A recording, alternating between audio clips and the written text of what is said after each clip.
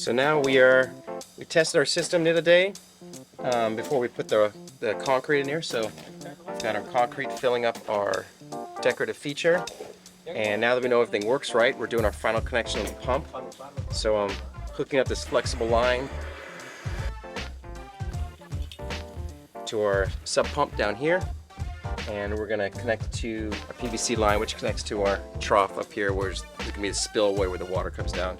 So putting our final connections in, now we can do all the sort of aesthetic elements, plants and rocks down here, and get to the fun stuff.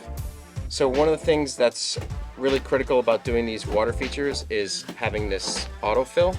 And what this does is has this little float at the end here, and when the water level drops below a certain point, it will fill up more water.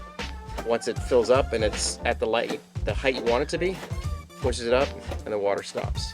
And the beauty of this is your reservoir will never run dry. Your pump will never run without water in it, which burns out the pump. So regardless of what style water feature, any kind of water feature out there, always have some type of autofill. And that's kind of one of the critical things that people overlook with doing water features, not having these float valves.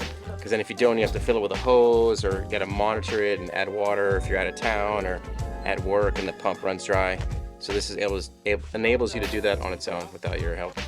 The way we're gonna position this is we're gonna kind of put it so it sits just kind of right here on the side of the tank. Probably gonna try and see if I can sneak it in right here. It's gonna be our sweet spot.